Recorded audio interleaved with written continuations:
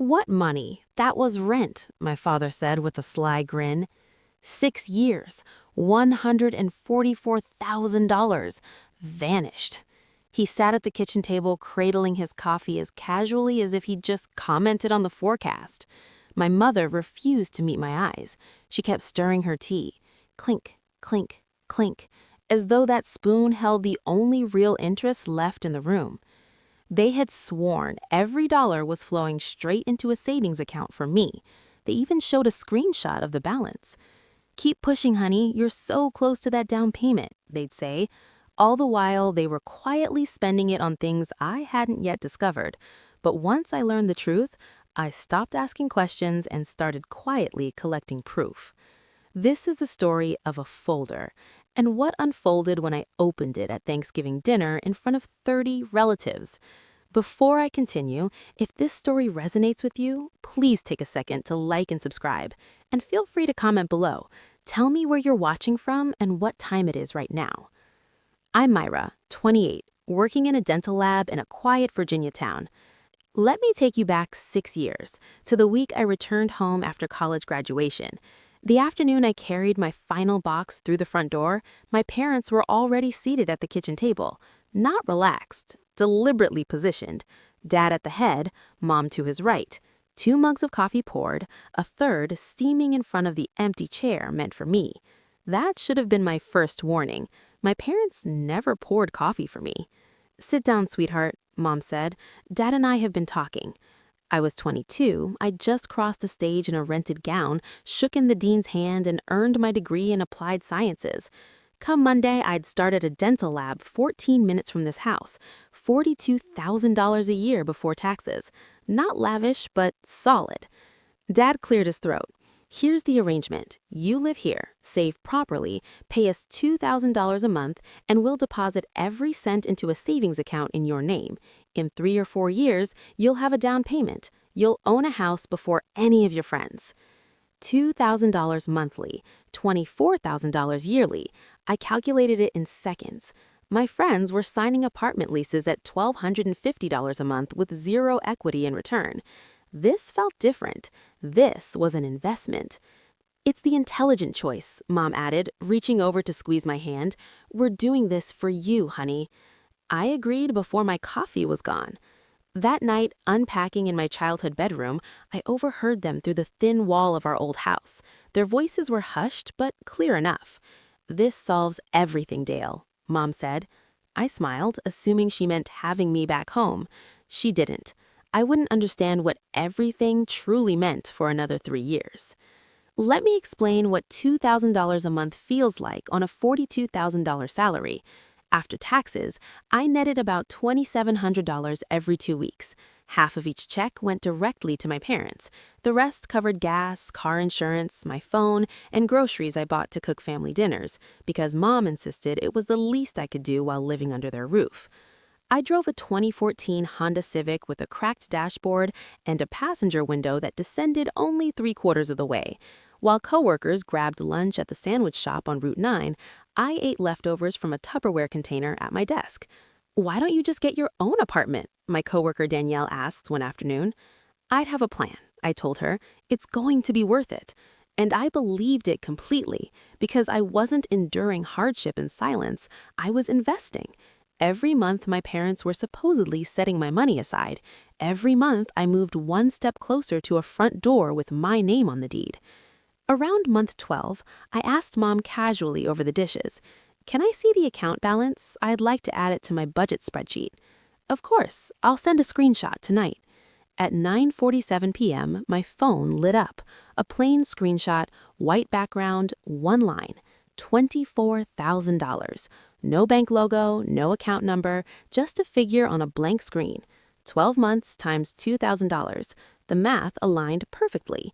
I stared at it in bed, feeling a knot in my chest finally ease. I was doing this the right way. I saved the image, not out of doubt, but pride. My brother Travis is 3 years older, electrician, married his high school sweetheart Jenna at 24. They now have a 3-year-old daughter, Lily, red curls, laughs at anything. Travis lived in this house until 25, 4 years after high school. He never paid a cent in rent, not once. One night at dinner, I mentioned it, not upset, just curious. Dad set his fork down as if I'd crossed a line. Travis had different circumstances. He was saving for a wedding. I'm saving for a house, I pointed out. That's different. How? Mom interrupted before Dad could reply.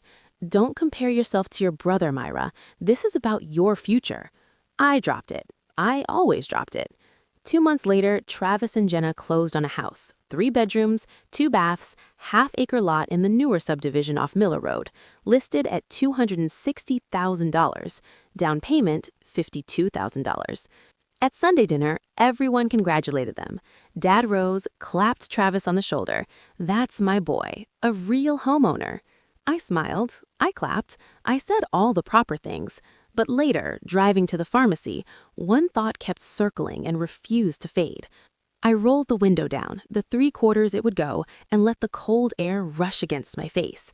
No answer yet, but the question took root inside me, a quiet, persistent hum I couldn't silence.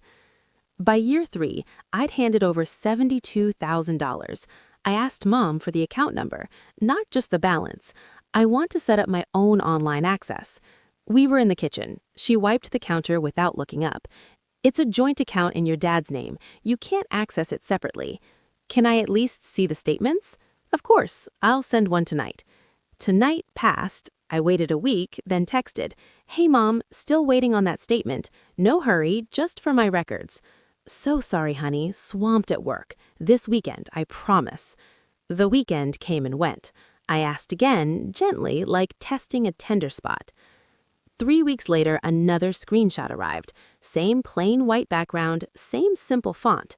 Balance, $72,000.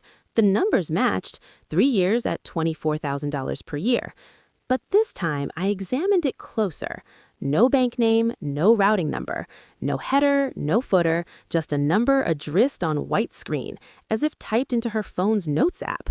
I zoomed in. The font spacing looked slightly irregular. My stomach gave a small, strange flick. Not a full lurch, just a quiet recoil. I sat on my bed staring at it for 11 minutes. I know because I checked the time when I began and when I stopped. Then I told myself, it's Mom. She probably cropped it oddly. I placed my phone on the nightstand. I switched off the light. Sleep didn't come for hours. And that low hum, the one born in the car the night I questioned Travis's down payment, grew noticeably louder. 3 Sundays later, the clinic shut early due to a plumbing problem. I was home by 2 p.m. The house was silent. Dad's truck is absent, but Mom's car sits in the driveway, and the sliding glass door to the backyard stands open 4 inches. I hear her voice before I see her. She's on the patio, phone tight against her ear, facing the garden. I place my keys on the counter without a sound. Covered most of Travis's down payment, she says. She doesn't know, and Dale thinks we can stretch this another 2 years, clear the rest of the business loans. My hand locks against the countertop. A thin voice crackles through the speaker, unintelligible at first, then Mom again. Ruth, relax. She'll get her money eventually once Dale's business turns around. Aunt Ruth, Mom's younger sister, retired accountant. Her voice sharpens now, audible. Connie, that's not right. You told her it was a savings account. It will be eventually. Just don't say a word. I don't move. I don't breathe loudly. I stand motionless behind the kitchen island, palm flat on the granite, heartbeat pulsing in my fingertips. $52,000. Travis's down payment. My money. Plus the remainder of the business loans. Dad's plumbing company, the one he insisted was doing fine. I slip to my room, close the door silently, sit on the edge of the bed, stare at my hands. Then I open my phone and capture a screenshot of the date and time, Sunday, October 15, 3:47 p.m. I don't scream, I don't cry. I begin a folder. That night, I lock my bedroom door and open the calculator app. 3 years paid, $72,000 gone. If I continue 2 more years, the plan Dad prefers, another $48,000. Total $120,000. Vanished into a failing business I was never told about, into a house I will never own. Gone. I map the paths forward. Confront them now? They'll deny everything. Mom will weep. Dad will raise his voice. They'll insist I misheard. They could delete messages, erase emails, call the screenshots projections or estimates. My word against theirs. Walk away immediately, stop paying, move out. I forfeit the $72,000 already paid. No legal claim, no documentation, only a furious daughter with an unverifiable story. Or I stay. I keep paying. I let them keep talking, texting, emailing, leaving voicemails. Every word becomes an entry in a ledger they don't realize I'm building. I open Google Drive, create a new folder, Home Fund Docs. First upload, tonight's screenshot, the exact moment I learned the truth. Then I scroll backward through texts, every mention of savings, every email referencing the account. Screenshot, upload. Screenshot, upload. 14 items by midnight. I close the laptop, brush my teeth, study my reflection in the bathroom mirror for a long stretch. I'm not staying out of fear. I'm staying so they'll keep documenting their lies. Tomorrow morning, I'll hand Mom the check, as usual, $2,000. She'll smile. She'll say thank you. She won't suspect it's the opening deposit in an entirely different account. From then on, I grow meticulous with questions. Never face-to-face, never words that vanish into air. Always text, always email, always permanent. A week after the call, I text Mom. Hey Mom, just confirming. The savings account is still at the same bank, right? Want to add it to my budget spreadsheet. 3 dots. Then, yes, honey, everything's grown nicely. Dad and I are so proud of how responsible you are. Screenshot, upload. 2 months later, an email to Dad. He's old school, checks business email, rarely texts. I keep it light. Dad, when do you think I'll be able to access the savings? I've started browsing house listings to get a sense of the market. His reply arrives the next evening. Give it another year or two. The interest is solid. Don't rush. You'll thank us later. Screenshot, upload. I never pose a question whose answer I don't already anticipate. I simply need their responses in writing. Every 2 or 3 months, I try a fresh angle. Should I look at fixed-rate mortgages yet? Do you think $72,000 is enough for a down payment around here? Time to talk to a realtor. Each reply that mentions the savings, the account, your money, I preserve it. Mom even adds a heart emoji once. Your future home fund is looking great, sweetheart. I stare at those 5 words, time-stamped by her phone. She has no clue she just added another exhibit. I close the app and go cook dinner for the family, like always. Year 4, a Tuesday in March. I'm at the lab, gloved, bent over a dental mold. Phone vibrates in my coat pocket. I can't answer. Mom leaves a voicemail. At lunch, I sit in my car, windows up, engine off, and press play. Hey, sweetie, just wanted to let you know I moved some of your savings into a different fund. Better rate. I'll explain when you get home. Love you. I replay it 3 times. Your savings. Her voice, recorded, time-stamped, stored on carrier servers. I save the voicemail, back it up to cloud, email the audio file to myself. 3 copies, 3 locations. That night at dinner, she explains casually, I shifted your money into a higher yield account. It's earning more now. Dad nods like he's been prepped. That sounds great. Thanks for managing it. Of course, baby. That's what parents do. I smile. I chew my pot roast.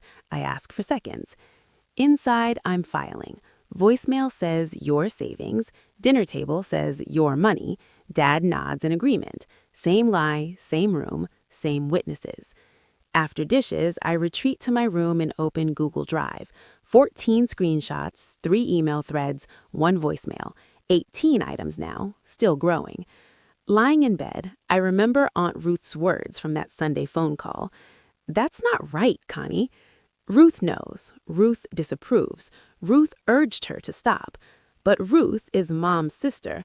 Blood is thick in this family. How thick exactly? On a Saturday morning, I drive 30 minutes through back roads, past the feed store, over the old rail bridge, to Aunt Ruth's small brick rancher. Window boxes spill with pansies. She opens the door before I knock, as if she sensed me coming. "Kitchen," she says. "Just made coffee." We sit across from each other at her small Formica table. She's 52, retired early, bad knees, worse back. 26 years as a county accountant. She knows exactly what money looks like when it's been redirected. I don't soften the approach. "Aunt Ruth, I need to ask you something, and I need the truth." She studies me for a long moment, coffee steaming between her palms. "You heard us on the phone that Sunday, didn't you?" I nod. She closes her eyes, opens them, sets the mug down.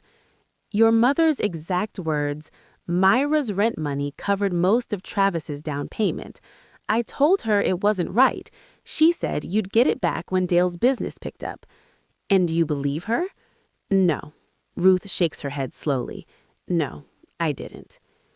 The kitchen falls quiet, except for the steady tick of her wall clock. A cardinal flits to the feeder outside the window and vanishes. "Aunt Ruth, if I ever needed you to say that out loud, to someone who matters, would you?" She doesn't answer right away. I watch her jaw shift, weighing Connie, blood, decades of holidays, late-night calls, 30 years of sisterhood. Then she reaches across the table and covers my hand with hers. "She's my sister," she says quietly, "but you're my niece, and what they did is wrong." I squeeze back. No more words needed. I drive home with both hands steady on the wheel and a second ally in my corner. Year 5. I locate the county legal aid clinic the way people find desperate answers. Late at night, alone, fingers trembling over the search bar. Free consultations Tuesdays and Thursdays, walk-ins welcome. I go on a Thursday after work, still in scrubs. The waiting room smells of floor polish and aged paper. A woman rocks a stroller across from me. A man in paint-flecked jeans labors over a form with a worn pencil stub. They call my name after 40 minutes. Greg Novick, paralegal, mid-40s, reading glasses on a cord, sleeves rolled to the elbows. He shakes my hand, gestures to a chair. "Tell me what happened." I speak for 30 minutes, without tears. I deliver it the way I've rehearsed in the car for months. Facts, dates, exact amounts. Then I open my phone and hand him the folder. He scrolls deliberately. His expression stays neutral, but the pace of his thumb slows as he digs deeper. How many pieces of evidence? 22 texts, emails, 1 voicemail, and a witness. He removes his glasses and meets my eyes. "This isn't merely a verbal promise, Myra. You have written and recorded corroboration. In Virginia, this could support promissory estoppel. They made a clear representation. You relied on it to your detriment. They knew you were relying on it." "So I have a case?" "You have a strong case, but $144,000, if you go the full 6 years, exceeds small claims. You'd file in circuit court. We can refer you to a pro bono attorney." I nod. My hands are calm now. "I want to wait," I tell him, "until the 6th year is complete. I want the final number locked in." Greg studies me, then nods. Strategic, but keep collecting every scrap. I step into the parking lot as the sun dips behind the courthouse. I sit in my Civic, fingers wrapped around the steering wheel. For the first time in 3 years, anger isn't the only thing I feel. I feel prepared. Year 6, October. The final payment clears. 72 months, $144,000. That same week, Mom sends a group text to the family. "Thanksgiving at our place this year. Everyone's coming. 30 people confirmed. So excited." I read it in my car outside the clinic. Read it again. Open the calendar. 5 weeks. I call Greg Novak. He connects me with Pamela Harding, a contract disputes attorney who handles pro bono cases through legal aid. She's direct on the phone, no preamble. Bring everything. I bring everything. The printed folder is 2 inches thick. She reviews it at her desk while I sit opposite, hands folded, watching her trace my life through dated entries. After 20 minutes, she sets the stack down. This is one of the strongest promissory estoppel cases I've seen at this amount. We can file the day after the holiday. What if they deny it all? She peers over her glasses. Do you think they will, in front of the whole family? Yes. Good. Public denial strengthens your position. Every person in that room becomes a potential witness. I don't intend to create a scene at Thanksgiving. I intend to ask one question, one final time, in front of people who will hear the answer. If they tell the truth, we settle it as family. If they lie, I settle it in court.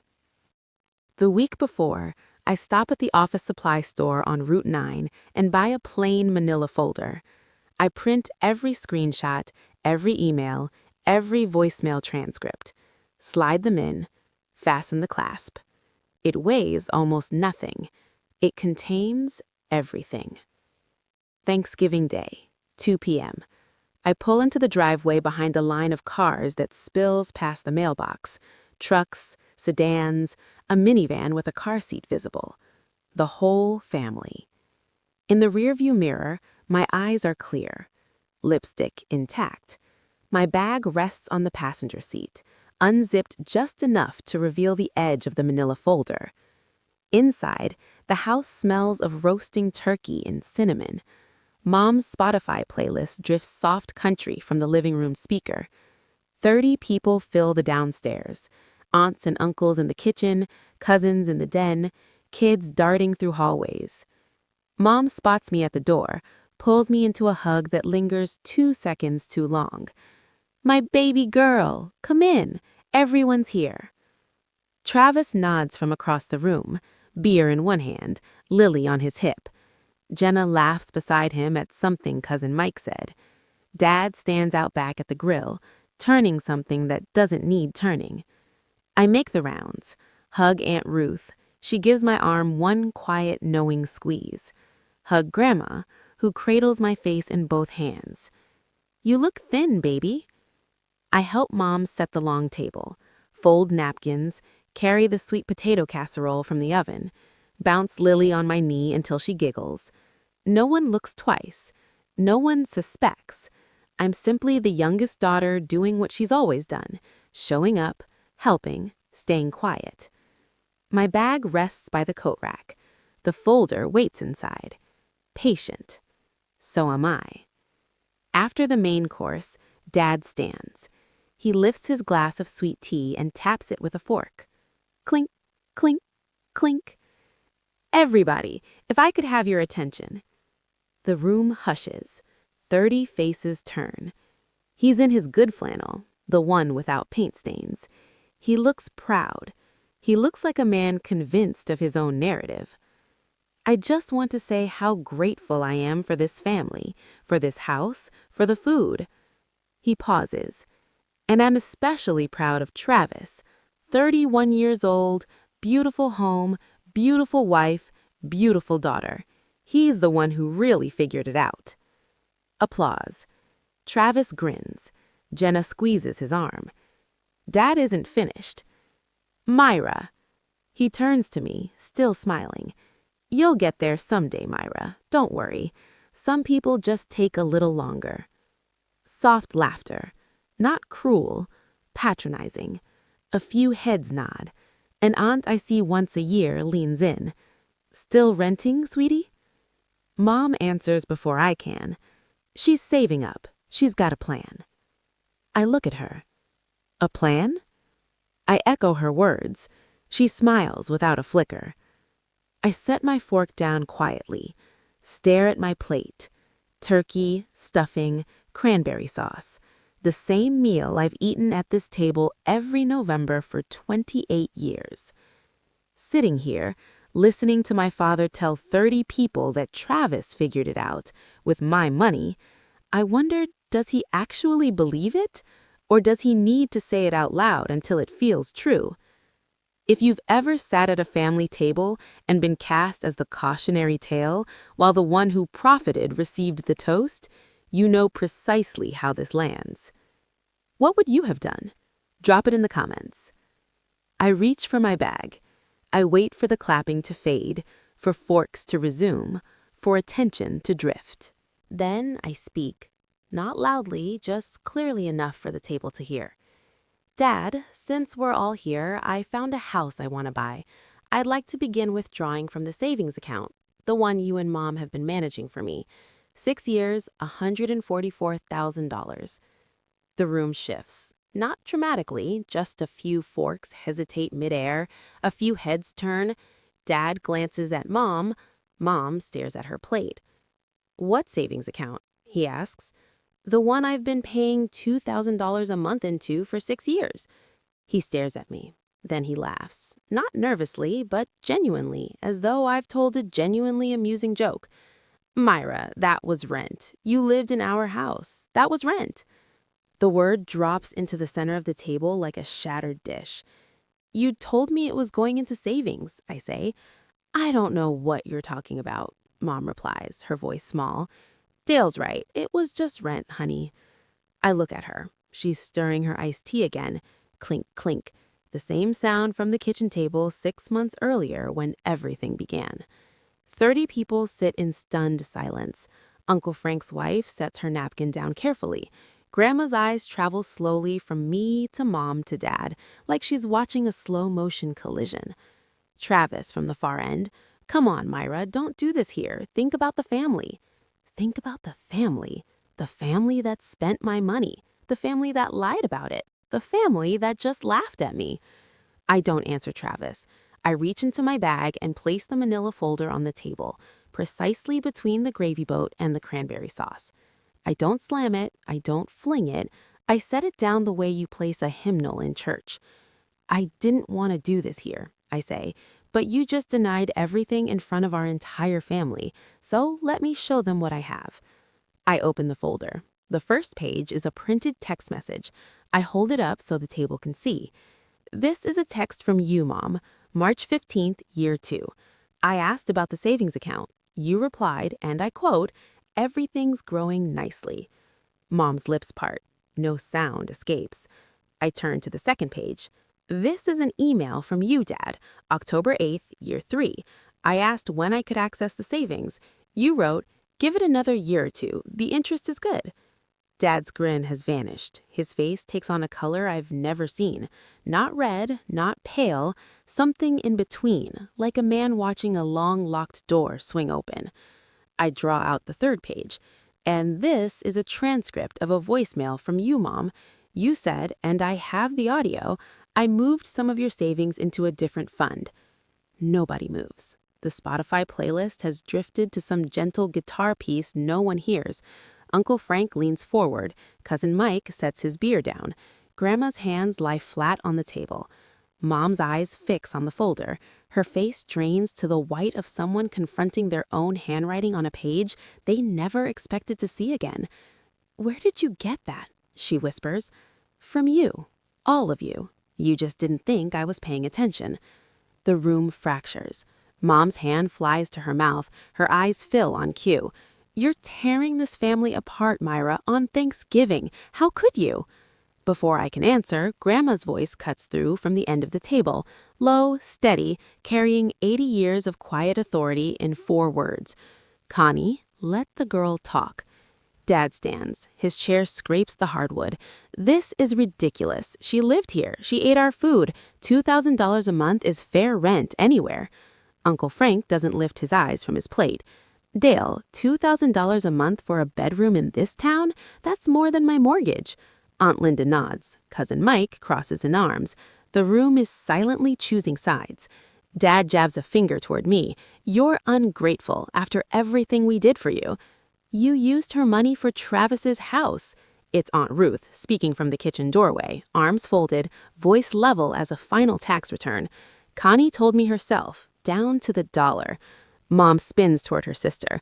Ruth, don't Ruth me, Connie. I told you 2 years ago it wasn't right. The room falls silent again. Jenna, Travis's wife, turns to Travis. Her face is open, bewildered, like she's hearing a foreign language. Travis, she says, is that true? He doesn't answer. He lifts his beer, sets it down, lifts it again. Your down payment, Jenna says, slower. The $52,000. That was Myra's money. Travis looks at the ceiling. It's complicated. It's not complicated. It's simple arithmetic and a lie that just ran out of space. Jenna's jaw tightens. She stands. Lily begins to fuss. Dessert hasn't been served. It won't be. I close the folder. I stand. The room watches me the way people watch someone rising to leave in the middle of a sermon. Not angry, not cheering, simply witnessing. I didn't come here to fight, I said. I came here to give you one last chance to do the right thing. Give me a repayment plan, a real one, on paper with dates and amounts, and we handle this as family. No lawyers, no courts. Dad's neck flushes red. His hands press flat against the table. He breathes through his nose. You're not getting a dime. You want to sue your own parents? Go ahead, sue me. The words hang in the air like smoke. I look at him for 3 seconds. I nod. Okay. I turn to the room. I'm sorry to everyone here for this. You didn't deserve to spend your Thanksgiving this way, but I spent 6 years being lied to, and I wasn't going to spend another minute. I pick up the folder. I pick up my bag. I'm halfway to the door when Grandma's voice reaches me. Myra, honey. I stop. I turn. She remains seated, hands still flat on the table, eyes wet but jaw firm. I believe you. 3 words from the woman who has held this family together for 50 years. I nod. My voice won't come, so I simply nod. I walk out the front door. The screen bangs shut behind me, the November air strikes my face, and I realize my cheeks are dry. I didn't cry. Not once. In my rearview mirror, I see Mom on the porch, then Aunt Ruth behind her, bending to gather pages that have scattered from the folder Dad threw after me.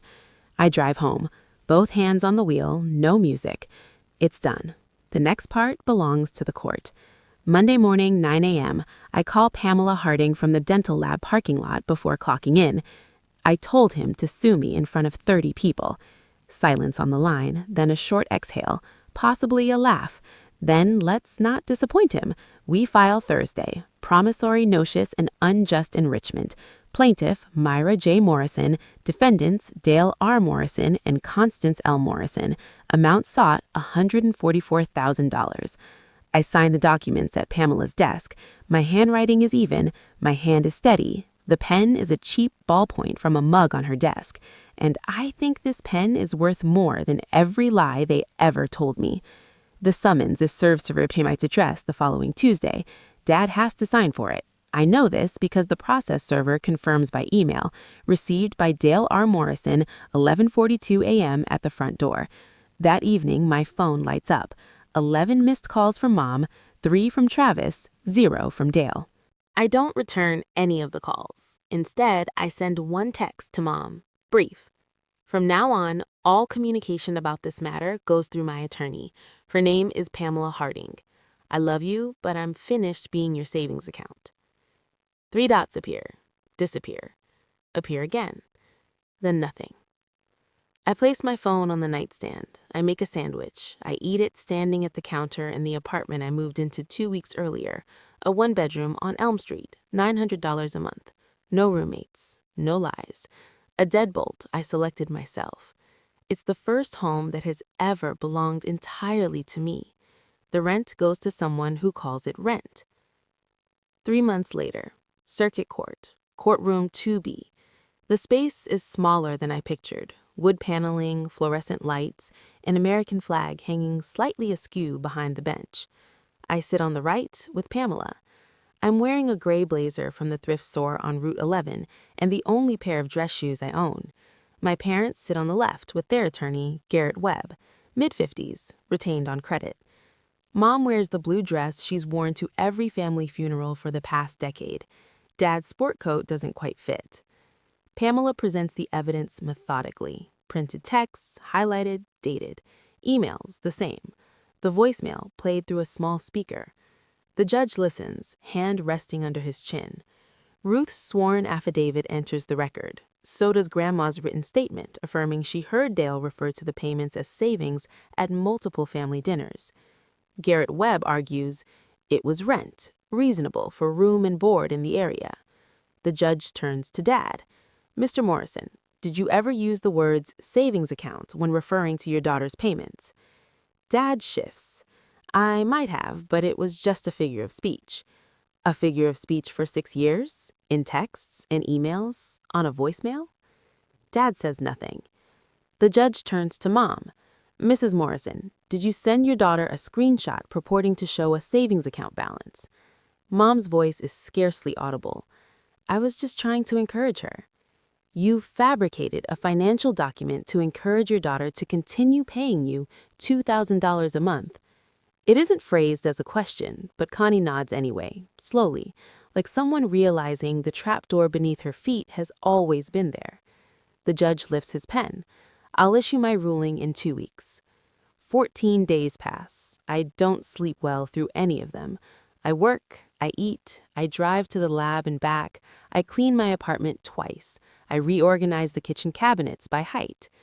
On a Tuesday afternoon, Pamela calls. We won, Myra, full amount. I'm sitting in my car outside the clinic, engine off. A sparrow hops across the parking lot.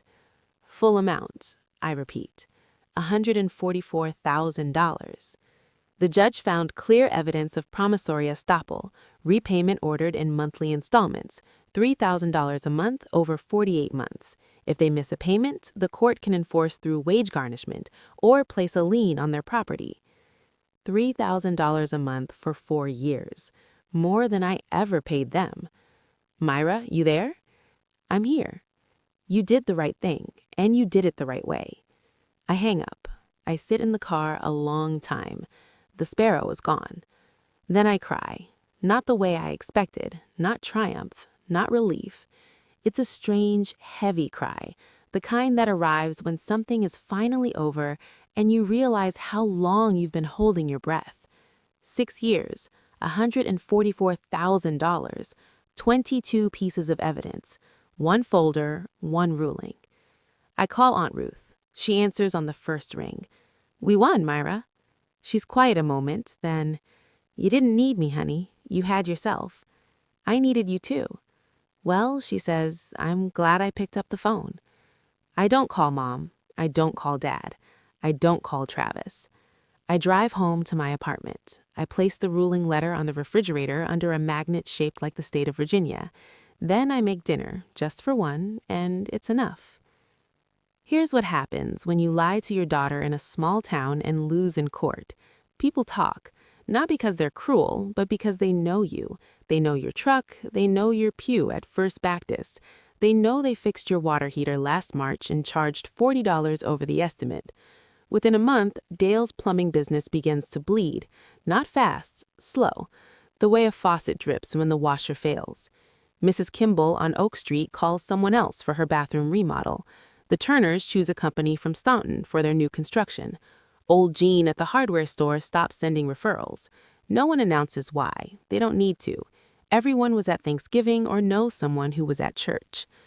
Connie sits in the same pew, but the women who used to save her a seat no longer do. They smile, they nod, they simply don't slide over.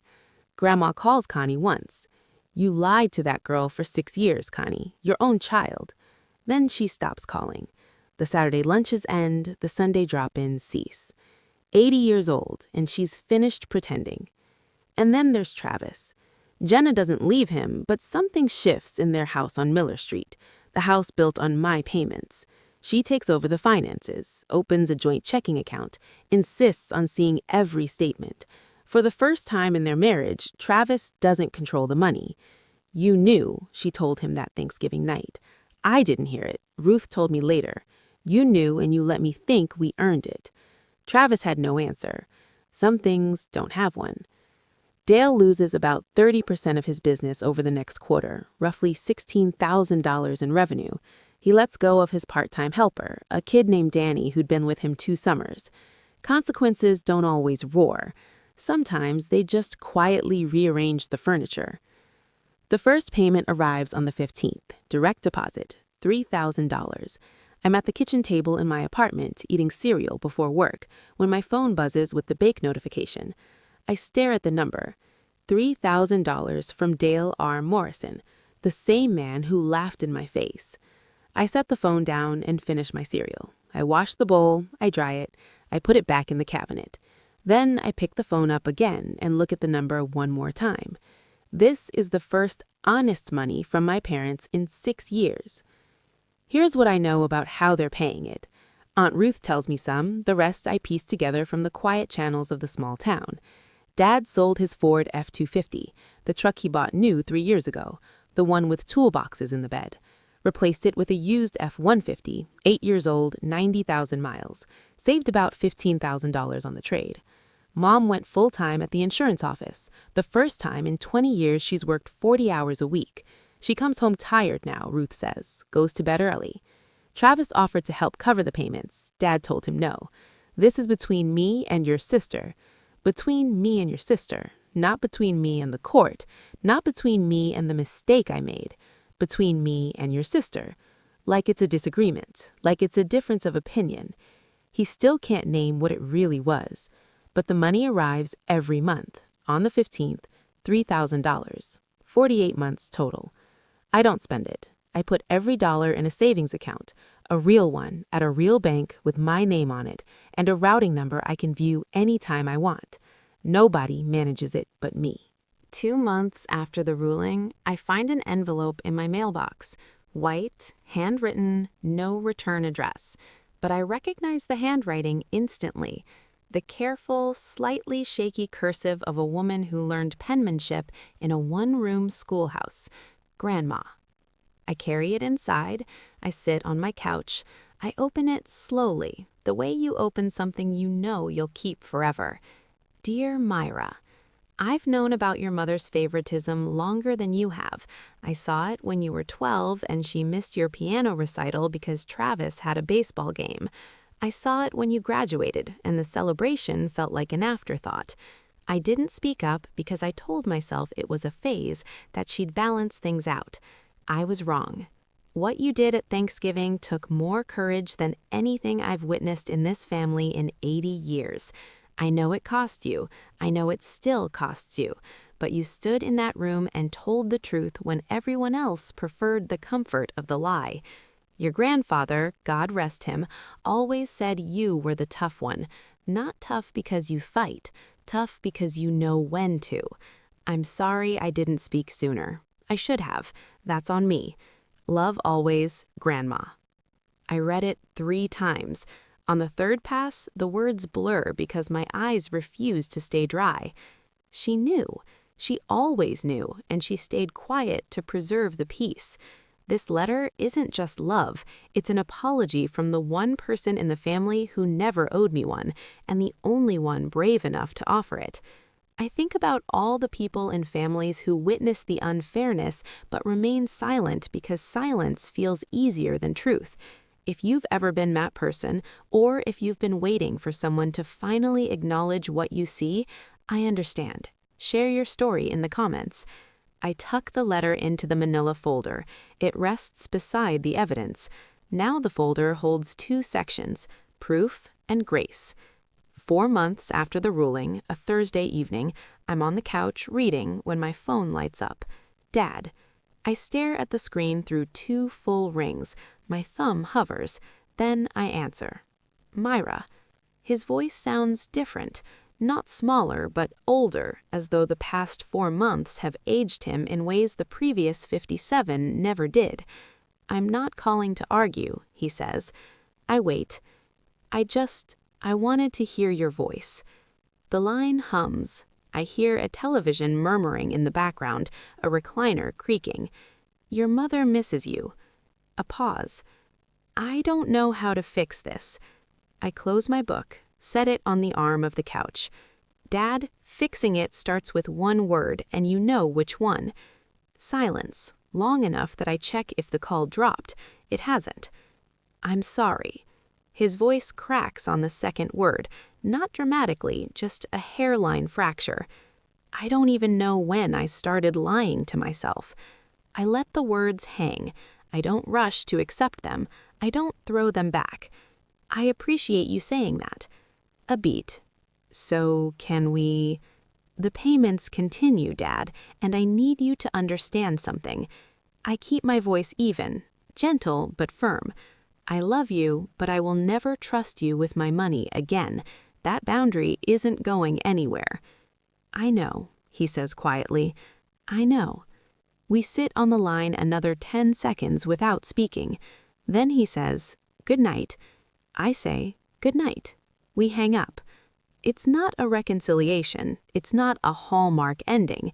It's a 57-year-old man calling his daughter because her absence hurts more than his pride, and a 28-year-old woman letting him speak without letting him off the hook. It's what family looks like when you strip away the lies and see what remains. Sometimes what remains isn't much, but it's honest. So here's where I am now. I'm 28. I live in a one-bedroom apartment on Elm Street, $900 a month. I chose the paint color myself, a pale blue that catches the morning light.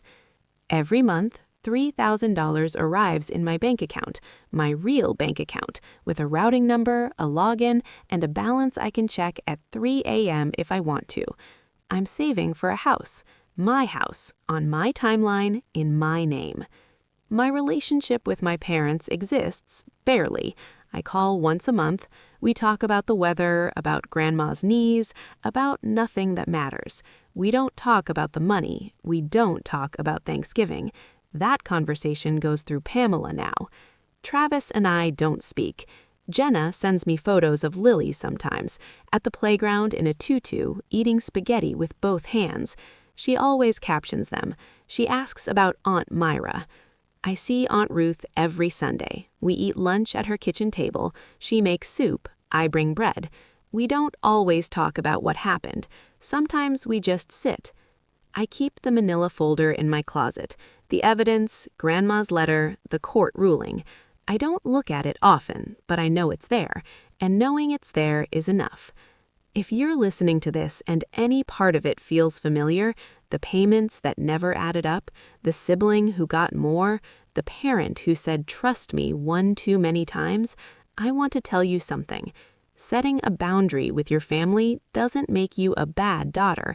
It means you're a daughter who knows her worth. Your family is supposed to be your foundation, but when the foundation is cracked, you don't keep building on it.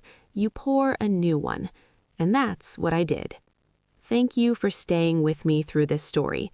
If it meant something to you, if it reminded you of your own table, your own folder, your own moment of enough, hit subscribe. Share this with someone who needs to hear it today. And if you want another story like this one, about an ordinary person who finally said enough, check the link in the description. I'll see you there. Thank you for listening. I mean that.